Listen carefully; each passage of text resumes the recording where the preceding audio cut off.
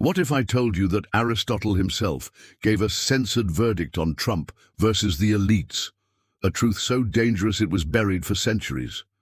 Stay with me, because in the next few minutes, you'll hear the judgment they never wanted you to know. And before we dive in, make sure to subscribe right now, because voices like this don't survive long unless we keep them alive together. He appeared again, as if history itself could no longer hold him back. Aristotle, no longer just a philosopher of marble statues and dusty books, but a living voice pulled into the chaos of the modern world. And tonight his words carried a danger so sharp, so uncompromising, that whispers had already begun to circulate before he even spoke. His verdict was censored. The hall was full, buzzing with anticipation and fear. Reporters scribbled, cameras flashed, but every eye snapped to silence when he raised his hand. "Trump versus the elites," Aristotle said slowly, his tone like the first strike of a hammer on stone. "This is not politics. This is judgment." A ripple of unease spread. Judgment, the kind no one wanted to hear, because judgment exposes not just leaders, but the people who follow them. "Do you wonder why they try to silence me?" he asked, his voice growing darker. "Because truth is not safe for those who profit from your blindness. They censor because the verdict does not protect them. It convicts them." He stepped forward, his eyes burning. "The elites will tell you Trump is a tyrant, a danger, a fraud. They want you to believe he is the disease. But I tell you, he is the symptom. He is the fever of a body already poisoned. He revealed the corruption they hoped to keep hidden. He turned their banquet table over and forced you to see how much food they had stolen." The crowd stirred, split between gasps and cheers. "But Trump is not innocent," Aristotle thundered. "Do not mistake revelation for redemption. He wields anger like a blade, not to cure, but to cut. He feeds the poor just enough rage to keep them fighting while the true masters remain untouched. This is why the elites hate him, and yet this is why they need him. He is both weapon and shield, a chaos they cannot control and yet cannot replace." A man shouted from the back, "So whose side is he on?" Aristotle's answer was instant. "His own." The hall froze. Some nodded in grim recognition. Others looked away, unwilling to admit it. "This is the censored verdict," he said, voice like thunder. "Trump versus the elites is no battle of justice. It is theater. They fight in the open while feasting together in secret. And you, the people, are the audience, paying the ticket price with your lives." A heavy silence smothered the room. Reporters dared not write the words. Cameras faltered. It felt like a revelation too dangerous to be repeated. But Aristotle pressed on, his tone final, unflinching. "They will try to erase this. They will twist my words, bury the verdict, censor the truth. But you have heard it now, and you cannot unhear it. The war between Trump and the elites is not for you. It is against you." The lights dimmed. The philosopher disappeared once again into the shadows, but his words lingered, heavy and forbidden, as if the air itself had been branded with them. The censored verdict has been spoken. The question is, will you dare repeat it? Behind the theater, the second night carried an even stranger weight. The audience did not come for entertainment. They came with notebooks, cameras, questions ready to be shouted. The phrase from the night before, the censored verdict, had spread like wildfire. Some came to prove him wrong, others to worship him, but none could resist. Aristotle walked onto the stage slower this time, as if dragging centuries of knowledge behind him. His eyes locked onto the crowd, and his words came sharp, deliberate. "You ask, why would they censor me? Because I do not speak of Trump or the elites. I speak of both, and I speak of the stage they built together." The room shifted. Whispers echoed through the aisles. Aristotle raised a hand, silencing them. "Do you believe this battle is real?" he asked, his voice lowering into something almost mocking. "Do you believe Trump and the elites are mortal enemies?" "No. It is theater. It is performance designed for you. They fight in the light so they may feast in the dark." He paced slowly, each step like the tick of a clock. Trump denounces the elites, yet he was born from their wealth, nourished by their systems, protected by their laws. The elites denounce Trump, yet they thrive on the division he creates, the ratings he delivers, the chaos that distracts from their theft. They curse him with one hand and cash in with the other. A wave of murmurs filled the room. Some nodded furiously, others crossed their arms, unwilling to concede. Aristotle pressed harder. This is how the theater works. Trump plays the role of the rebel, the hammer of the people. The elites play the role of defenders, guardians of democracy. But off-stage, both drink from the same cup, power. One feeds on outrage, the other on fear. And you, the people, are the ones who keep buying tickets. The philosopher's voice rose, thunderous now. Do you not see? While you chant and march and fight one another, your wages shrink, your children inherit debt, your lives grow shorter and harder. You believe you are choosing sides, but in truth you are choosing illusions. The actors change, but the play remains the same. He stopped at the center of the stage, his face lit like a torch in the dim hall. Why do you think they fear my verdict? Because I tear down the stage. I show you the empty floorboards beneath their performance. And if you see that truth, you will stop clapping, you will stop paying, you will stop playing your role as the obedient audience. A voice from the crowd shouted, "So what are we supposed to do?" Aristotle's reply was immediate, almost fierce. Stop mistaking theater for war. Stop cheering the destruction of your neighbor while your masters grow fat.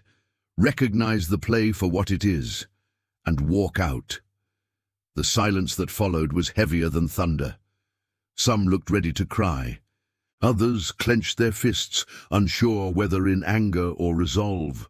Aristotle's eyes darkened, his tone dropping into something almost prophetic. Trump versus the elites is not a battle for you to win.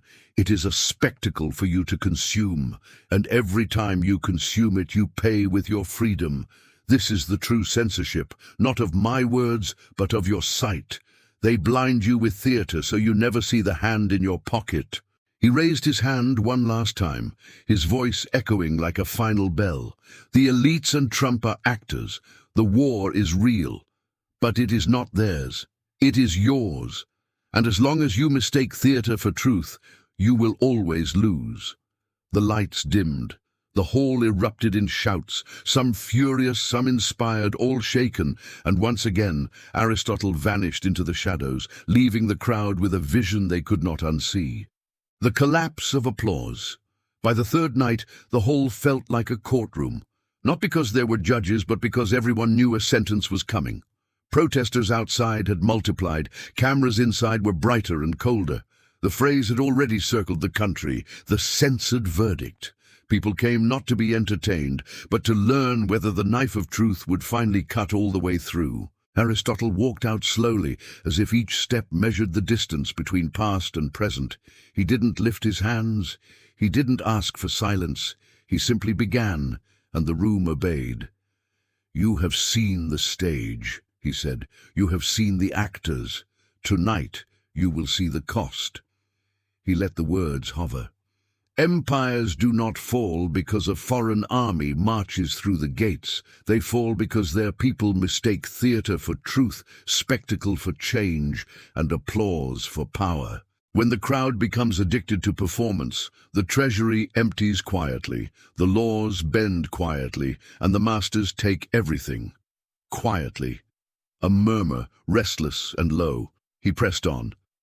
Trump versus the elites is the perfect narcotic. He offers fury, they offer fear.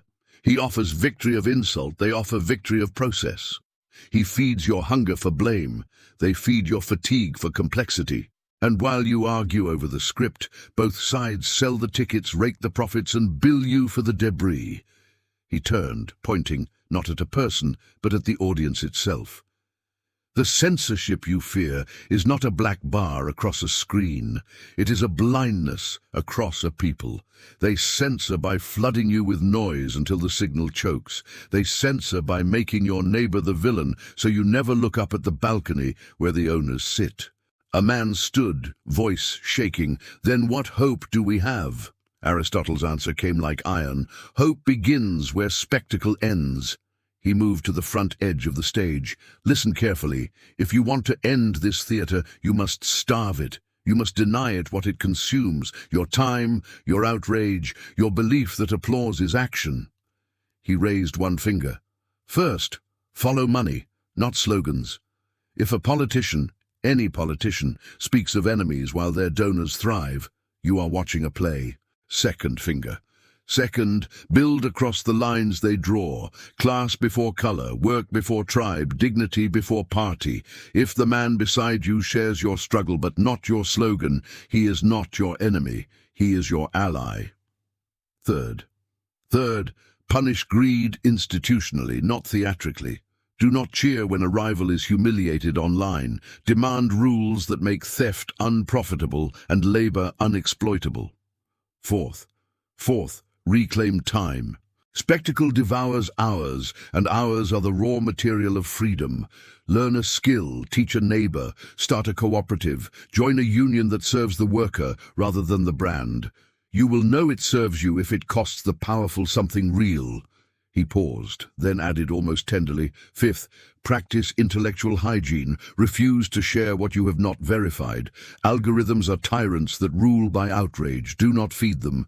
Every careless repost is a coin paid to your own jailer." Silence, thick as smoke. "This," Aristotle said, "is why they censor the verdict, because it asks you to act where they cannot perform. It asks you to become citizens again." A woman near the front spoke softly. "And if we don't?" He did not soften. "Then the collapse comes the way night comes, slowly, then all at once. The markets wobble while the owners exit quietly. The laws tighten while you cheer for your side.